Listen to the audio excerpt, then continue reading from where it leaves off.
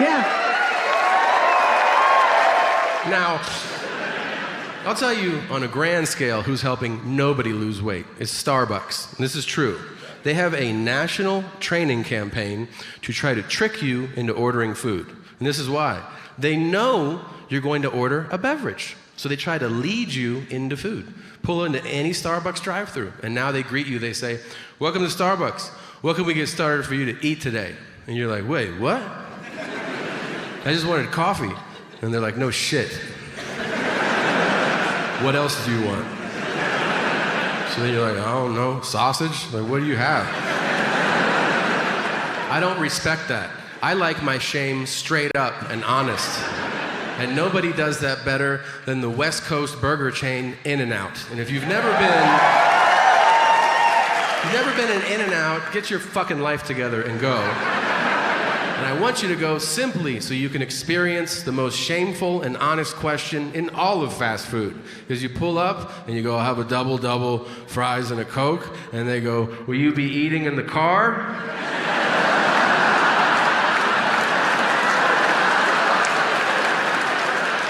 "Yeah, I think so."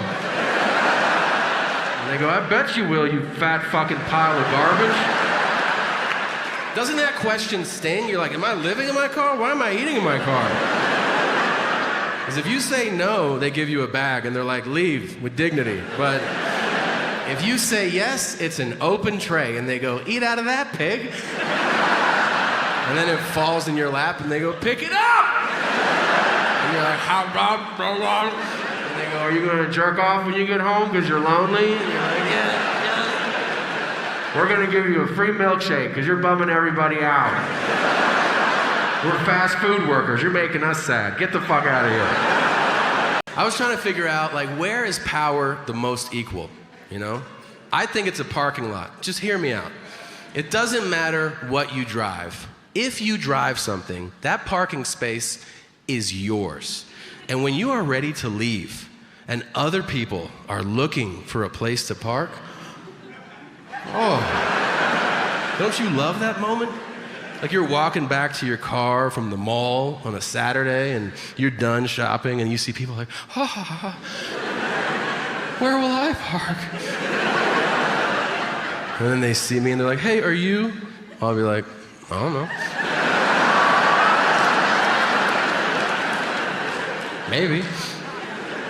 I like to give them false hope. Do you ever do that? Like, I know they're waiting for the brake light. Well, first they have their blinker on, like that's an official, that's like my blinkers, that's just mine. You're like, okay.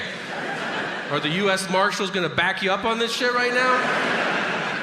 But they want your brake light to appear, because that means you're starting the car. So I'll do this. I'll just hit my brake and release it. And you feel the tension rising, you're like, this is exciting. And then they snap, and they're like, "What the fuck are you doing?" And that's when I go, "I'm eating In-N-Out. I'm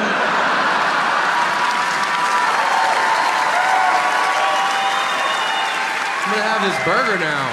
It's probably gonna take an hour, I don't know." But then as soon as they drive by, I'm like, "Nah, I'll eat it later. I'm gonna go ahead."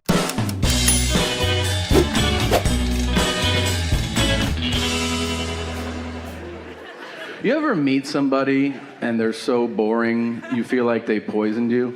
Like, you're talking to them and you're like, "I feel like I'm dying right now." And I think you did it. This guy's name is Craig.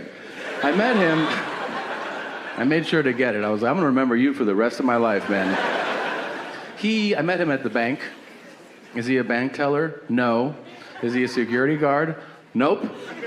What's his job? I don't know. Whatever they call that guy that stands in the lobby of banks now, where you walk in and you're like, "Do you work here?" And he's like, "I think so." That guy? The lobby liaison? Well, I saw him, and we made eye contact. I don't know how you work. For me, if we make eye contact during the day, not at night, but during the day, out of human decency, I acknowledge you. So that's what I did. We made eye contact, and I go, "How you doing?" And he went, and I was like, "Okay." So then I get to the second set of doors to walk in, and as I reach for that door, I hear, you going to the bank?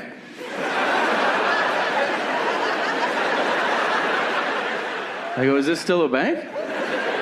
He goes, yeah. I go, I'd like to. And he goes, go for it. And I was like, okay, thanks. And then I reach back, and he goes, I'm going to Virginia next week. Are you telling me that? He goes, you said, how you doing when you got here. I had to think about it. That's what I'm doing. I go, that's the craziest shit I've ever heard anybody say. And also not how that question works, but all right. And now I reach back, and he goes, yeah, my sister lives there. And I'm like, how long she lived there? Now I'm roped in. He goes, 15 years. And I go, you've never been? And he goes, Now I'm starting to look at him like, hey man, do you drive to work or does somebody drop you off? You know what I mean? I think he could.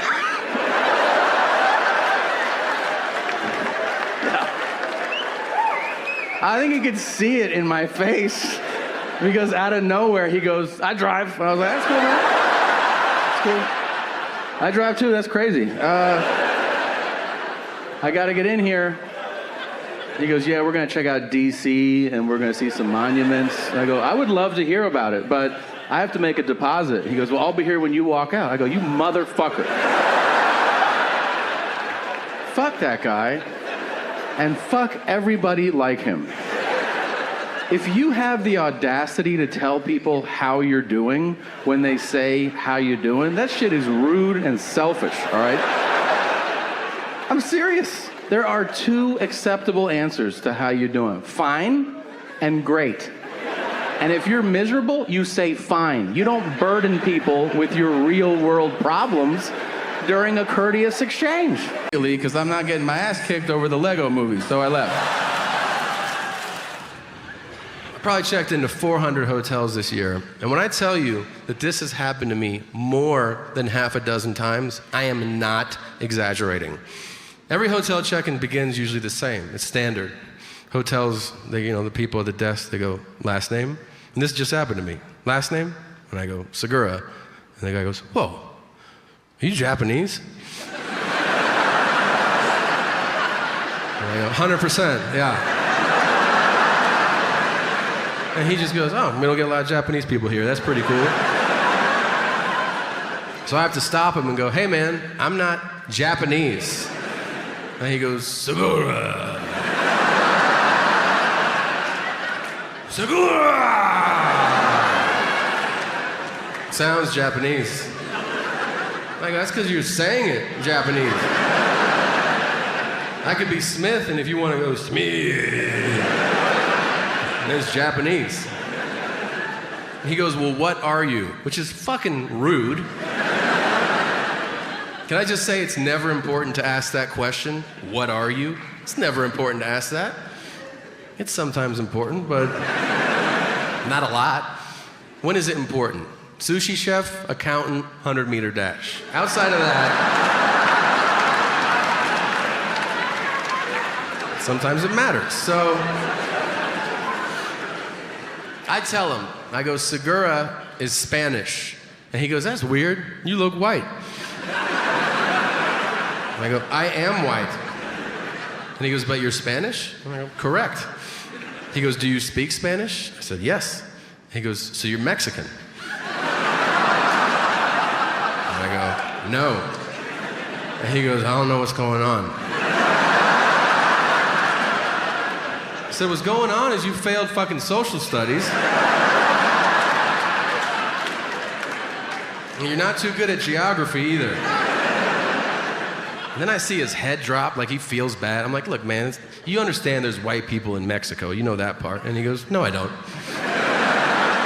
I said, there's white people there, there's black people there, there's even Asian people there. And if you really want to shit your pants, those Asian people, they speak Spanish too. You don't expect it, but they're like, dim sum, muy rico, si lo quiera probar, si no lo quiera probar, concha tu madre, nadie te quiere, anda la mierda. They are.